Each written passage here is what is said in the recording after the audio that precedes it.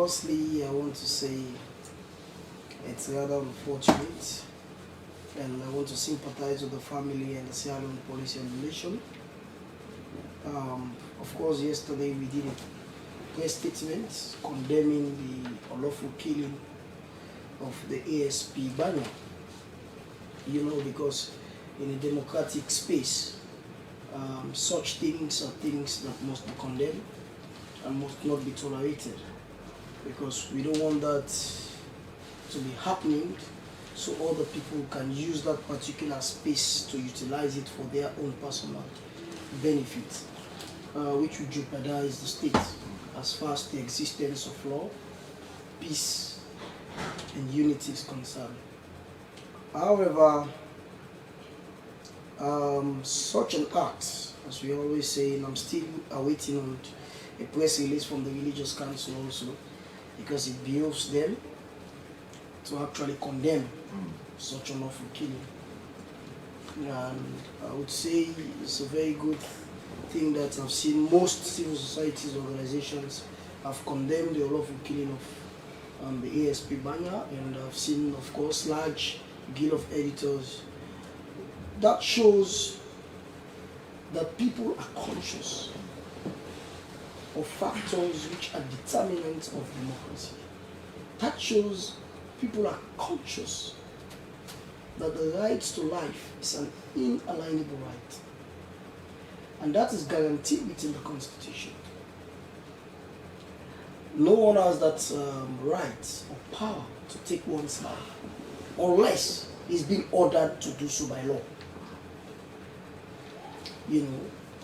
And of course, it's an unfortunate situation, especially when we are actually approaching, we are getting to the polls of election of June 24th. I mean, we should not be seeing this kind of thing. We should be seeing one another as civilians. Having this kind of attitude of killing someone unlawfully or attacking someone, whether destroying someone's property or actually attacking someone's house or assassinating someone's character, these are all bad things that must be condemned, because they are not there to actually aid the strength and pure nature of democracy, but they are there to actually derail the efforts that we all have made to have a sustainable democracy, to have a befitting democracy, which we should be enjoying. So we should be actually looking towards peaceful actions, peaceful acts. We should have a space of dialogue, negotiation. We should have a space to allow the rule of law to actually flourish. And people should note that there is life after election. Therefore, we should anticipate that there must be a family after election. Elections are not things that we must see as a spectrum for us to actually be fighting one another, killing one another, abusing one another, or being having a dangerous mood to destabilize the state. Some of us,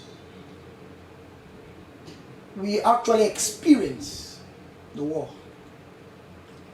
And some of us, we have read the Truth and Reconciliation document.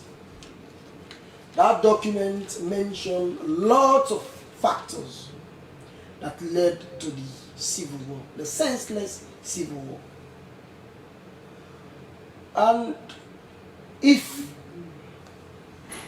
that particular document has given us reasons as to what brought about the civil war, then we must be very, very conscious and sensitive to those things, that we should not be doing them. And we must not do them. Because if we do them, we are actually retrogressing, or we are actually resorting to what had happened in the past. So therefore, we are always calling on people to say, desist from violence thing. These things, they cannot help us. And we must not see our political opponent as enemy of state or enemy of personality.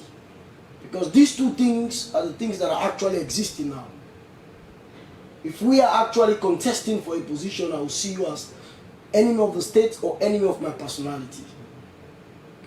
So, I mean, if we try to actually see that these are mere things, and these are elements of democracy, participation, competition, I mean, we will always go into the pools with a friendly atmosphere, with a family mood, and at the end of the day, it will not even take me a second to congratulate you if it happens for you to be the winner. But the way we are actually nursing our politics in Sierra Leone, it's not good. It's not good. And the way we are actually nursing our political system, it is actually the thing that the Truth and Reconciliation document mention and characterize that these things are hostile. And these are major causes of what led to the civil war. So we should embrace ourselves as Sierra Leoneans. We must also believe in our personality, either by way of popularity or believe in the institution you are representing, or believe in your hard work. Rather than I have to actually invoke the spirit of threat, or I have to actually invoke the spirit of attack, the spirit of intimidation. All these are senseless things.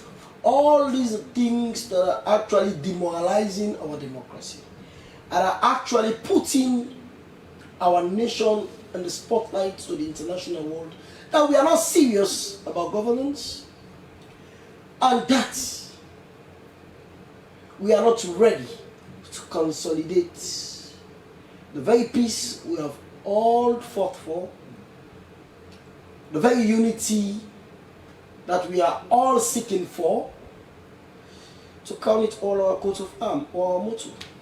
Let me read the diagram so we'll talk about some of these pertinent things you've mentioned in opening statements. Let me go back to Solomon Sundu. Solomon Sundu